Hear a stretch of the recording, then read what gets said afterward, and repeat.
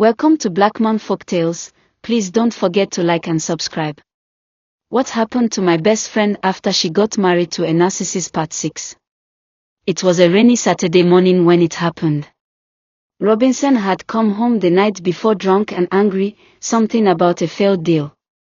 Becky said she stayed silent to avoid triggering him.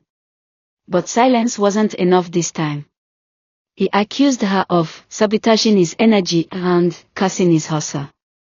She told me later, in between sobs, that he grabbed her by the arm, yanked her phone from her hand, and smashed it on the floor.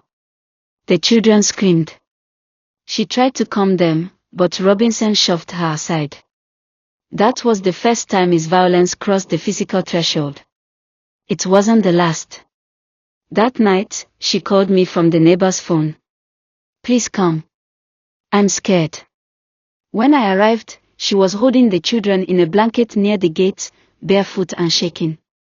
Her lip was bleeding. I wanted to kill him.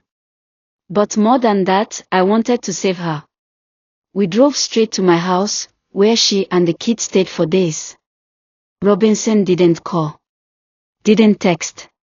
Didn't ask after his children. It was as if he'd finally dropped the act, and that act had never really been love.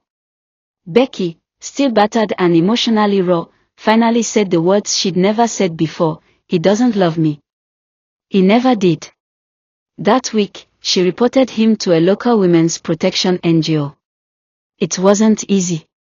There were tears, breakdowns, and even moments of guilt, because emotional abuse has a way of making you believe you're the villain. But she stayed strong. Her father, once enraged and distant, came to my house and hugged her. "You are my child," he said, crying. "And no man will bury your light." Robinson was invited to a community arbitration session but refused to attend. That refusal sealed the deal. Becky moved forward with filing for custody and a restraining order. It was the beginning of the end. And the beginning of a new life. A year later, Becky is no longer the woman I found at the gate that rainy morning.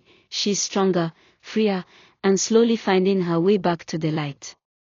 She now lives in a small apartment, paid for through a job she secured with the help of the NGO. She's been attending therapy, learning to unlearn the lies Robinson planted in her mind. "It wasn't my fault," she says now with conviction. Loving someone shouldn't mean losing yourself. Her children are doing well, too, smiling more, playing more, becoming the joyful humans they were always meant to be.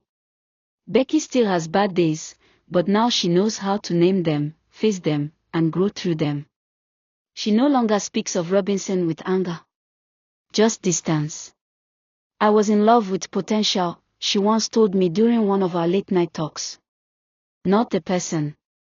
And that almost destroyed me. Her honesty has become her superpower.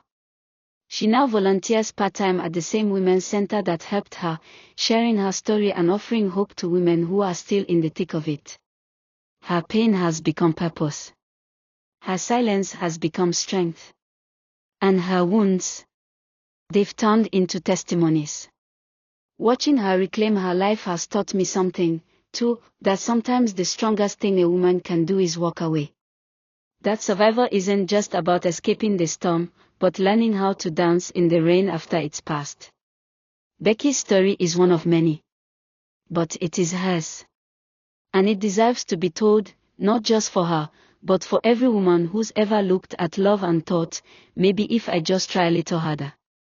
Because sometimes, love doesn't need harder. It needs healing. And Becky, she finally chose healing.